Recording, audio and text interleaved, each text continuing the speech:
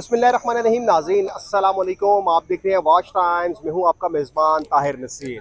नाज़रीन, आज रावलपिंडी से एक ऐसी बड़ी स्टोरी के साथ आपकी खिदमत में हाजिर हूं कि जब खून सफ़ेद हो जाता है या जब लालच इंसान के अंदर रच बस जाए तो वो कुछ नहीं देखता कि किसको कत्ल करवा रहा है या किसको कत्ल कर रहा है।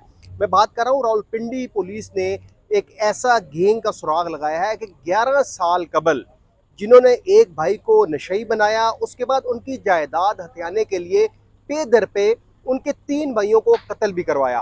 ये थाना पीरवदाई का इलाका है। यहाँ पे गुज़िश्ता साल भी कत्ल हुआ, इस साल भी कत्ल हुआ। ये भाई थे, उनको कत्ल करवाया गया। और एक भाई 11 साल पहले, इस शख्स जो दरिंदा है, इसने जो पेशे के लिहाज से तो कार पार्किंग चलाता है, लेकिन वो वहाँ पे मंशियात फरोशी का भी धंधा करता है और उसने जायदाद हथियाने के लिए 4 भाइयों को कत्ल करवा दिया। यहाँ पे इस वक्त जो 4 भाई कत्ल हुए थे, उनमें से एक का नाम साजिद था, एक का नाम वाजिद। वाजिद वो है कि जो 11 साल कबल लापता हुआ था। माजिद, उसको भी कत्ल किया गया। और मलिक अरशद, जिसको पिम्स हॉस्पिटल में मारा गया और ये कहा गया जी कि कोई बलाएं आई थी। अब इस तरक्की याफ्ता दौर में अभी तक लोगों के जहन में ये बात बैठी हुई है कि जब आप दरख्त के नीचे से गुजरेंगे तो शायद कोई बलाएं अटैक कर दें, और उस एक भाई को वहां पे कत्ल किया गया। यहाँ पे एक मकतूल के बेटे मेरे साथ मौजूद हैं। इस हवाले से इनसे बात करेंगे। यार ये बताएं, जो कत्ल करने वाला दरिंदा था वो करता क्या था और उसने आपके वालिद समेत आपके चाचाओं को कत्ल क्यों करवाया? वो हमारी वो गराज में काम करता था। असानी गराज ही चलना चाहिए, असा पता नहीं सी विच मालूम। नहीं, क्या क्या क्या डिस्प्यूट कैसा, किस वजह नाल उस कत्ल करवाया? कोई वजूहात तो असल अब आप बताएं जी। आपके ये जो कत्ल होने वाले अफराद हैं, 3 तो भाई कत्ल हो गए, एक 11 साल पहले लापता हो गया था। रावलपिंडी पुलिस को अप्रिशिएट करते हैं कि उन्होंने एक आंधे कत्ल का सुराग लगाया और ये पूरा एक सीरियस किलिंग थी जिसको इन्होंने ट्रेस किया। जो मुलजिम कत्ल करने वाला है वो बुनियादी तौर पर करता क्या था? सर कार पार्किंग का काम करता था और मेडिकल स्टोर चलाता था अपना। ये गली में उसका मेडिकल स्टोर है और नशे था, मतलब एक किस्म का। और टीके वगैरह जो नशे के होते हैं वो लोगों को लगाता था और सप्लाई भी करता था। तो नहीं, उसने जो आपके जो तायाजाद भाई हैं उनको कत्ल करने की वजूहात क्या थी? किस वजह से मेन जो इतना चक्कर था सर वो प्रॉपर्टी चक्कर था। मेन प्रॉपर्टी चक्कर था सर, प्रॉपर्टी हथियाने के चक्करों में थे। हम 3 तायाजाद, एक वो है मैं तायाजाद भाई हूँ, एक होते हैं कोयटा। हम तीनों की प्रॉपर्टी इकट्ठी है तो वो। प्रॉपर्टी जो है, जो मरकजी मुलजिम है जिसका नाम जवेद बताया गया है, ठीक है, जवेद क्या आपका किराएदार था या जी वहां मेरा पे? किराएदार है। नहीं, कितनी प्रॉपर्टी आपकी कितनी थी कि जिसपे वो कब्जा करना चाहता था? वो सर तकरीबन 5 से 7 कनाल है। तो जब पहला भाई आपका जो तायाजाद भाई पहली दफा जब लापता हुआ, तो क्या उस हवाले से आपने किसी थाने में दरखास्त दी थी कोई? सर बड़े को पता होगा, मेरी उस टाइम एज बहुत कम थी, मैं छोटा था उस टाइम। जी, इनकी तो एज कम थी। यहाँ पे एक बुजुर्ग है। ये बताएं जी, ये सारा वाकया जी कि जी 3 भाइयों को कत्ल किया जाता है, जी एक भाई लापता हो जाता है, जी जी। डिस्प्यूट क्या था? क्यों इतना इंतहाई कदम उस शख्स ने उठाया? क्योंकि इतला नाजरीन ये भी है कि जो मरकजी मुलजिम है जावेद, उसको इससे कबल दहशतगर्दी, अगवा बराए तावान और कत्ल के मुकदमे में 3 मरतबा सजाए मौत हुई थी। लेकिन हमारी अदलिया का निज़ाम ये है कि 3 दफ़ा सजाए मौत होने के बाद 10 साल वो कैद काटता है। लाहौर हाईकोर्ट रावलपिंडी बेंच से उसको रिलीफ मिलता है। जैसे ही वो बाहर आता है तो दोबारा, क्योंकि वो हवस और लालच का पुजारी हुआ होता है, तो वापस दोबारा आके वो ये जो यहाँ पे लोग मौजूद हैं जिनके भाई, जिन किसी का बाप कत्ल हुआ है, उनकी जायदाद हथियाने के लिए वो इतना बड़ा स्टेप उठाता है। ये बुजुर्ग है, ये जो लोग कत्ल हुए हैं, ये इनके साथ आपका ताल्लुक क्या था? और जो जुवेद है, उसने इतना बड़ा स्टेप क्यों उठाया? सर जी, ये तो हमको नहीं पता ना क्यों उठाया। अगर पता होता तो फिर हम ज़रूर बताते आपको। लेकिन वो छोटा सा, मैं मेरी उम्र अभी 60 साल है, वो छोटा सा हमारे हाथ में बड़ा हुआ। उसके माँ बाप हमारे पास रहते। वो पहले सब्ज़ चारा नहीं होता था जौन सा, उसका वो रेड़ा छींकते थे।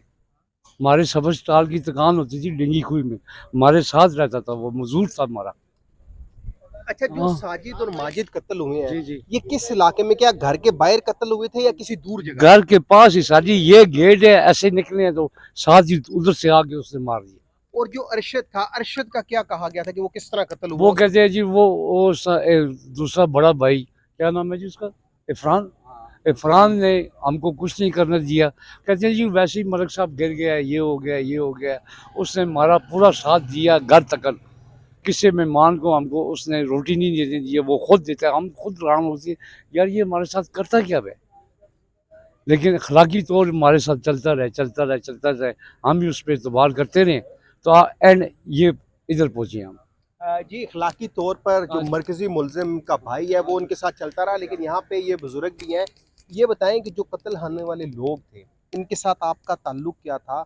और जो जवेद है, क्योंकि पुलिस का ये कहना है कि इससे पहले उसको 3 दफ़ा सज़ाए मौत हुई थी, ठीक, Lahore high court Rawalpindi bench से उसको रिलीफ मिला। ठीक, तो एक शख्स जो आपके घर में किराएदार था, ठीक। वो कैसे इतना टारगेट किलर बन गया कि 4 भाइयों को पे दर पे, एक को 11 साल पहले अगवा करवाता है, गायब करवाता है, फिर 3 भाइयों को कत्ल कर देता है? सर मेरा उनके साथ वो मामू भांजे का रिश्ता है, जो कत्ल हो गए हैं तीनों। मामू भांजे का रिश्ता है। वो लड़के हमारे पास पहले किराएदार थे जब इसने कत्ल नहीं किया था। जुबैर ने पहला कत्ल, जिसमें उसको सजाए मौत हुई थी, उसमें मतलब ये पहला कत्ल किया था। वो भी उस वक्त भी किराएदार थे। उस वक्त के बाद वो अंदर चला गया। हमारे साथ उनके तल्लुकात अच्छे रहे हैं, बैठना उठना खाना पीना एक जगह पे जाना।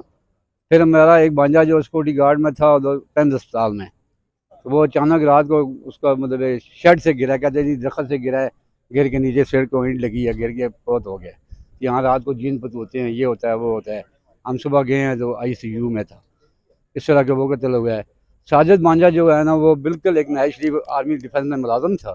26 साल से तो सर्विस हो चुकी थी। वो घर से बाहर निकला तो बस अचानक उसको कोई गोली मार गया। पता नहीं कौन मार गया जी, कौन मार गया, गोली मार के बस। इन पे एक अरब भी जो ना हमें शक व शुबा नहीं था। इन लोगों पे एक लफ्ज़ भी शक व शुबा नहीं था।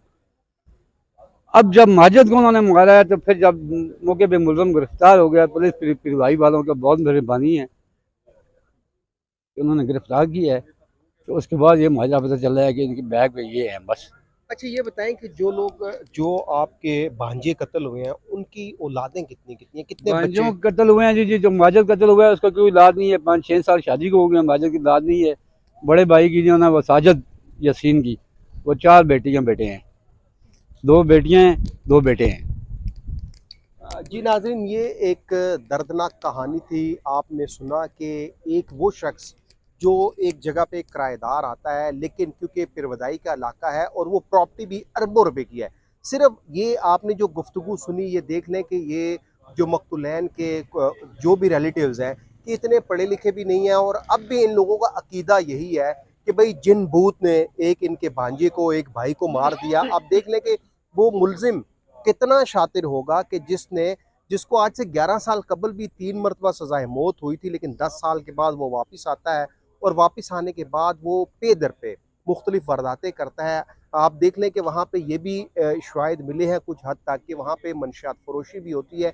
जिस तरह एक शख्स की ज़ुबानी आपने सुना कि वो जो नशे के इंजेक्शंस हैं, वो भी वहाँ के लोगों को लगाता था। और आपको एक और बात बताऊँ कि ये पूरा जो एक टारगेट किलिंग थी, इसको पहले मोड़ा गया, मजहबी कार्ड खेला गया कि इन लोगों ने, जो भाई कत्ल हुए हैं, उन्होंने मस्जिद का चंदा भी वो खाते हैं, और मुख्तलिफ इल्ज़ामात आयद किए गए। लेकिन पिरवदाई पुलिस के जो SHO है राजा एजाज़ अजीम, या SSP ऑपरेशन है वसीम रियाज, SP रावल हैं बाबर जोया, उनकी अनथक मेहनतों के बाद कि 11 साल कबल लापता होने वाला भाई और उसके बाद 3 भाइयों को कत्ल करने वाला जो मरकज़ी मुलज़िम है, जिसका नाम जवेद है, जो पेशे के लिहाज से एक उसने कार पोर्च रखा है, वहाँ पे गाड़ियाँ के खड़ी होती हैं, उसको गिरफ्तार किया। और उसके साथ 2 जो और को अक्यूज़्ड हैं, जिन्होंने 2 भाइयों और को कत्ल किया था, उनको भी गिरफ्तार कर लिया। अब देखते हैं कि हमारा जो अदालती निज़ाम है, क्या इन मुलज़मान को वाकई सज़ाए मौत या फांसी के तख्ते पर लटकाया जाएगा, या जिस तरह 11 साल कबल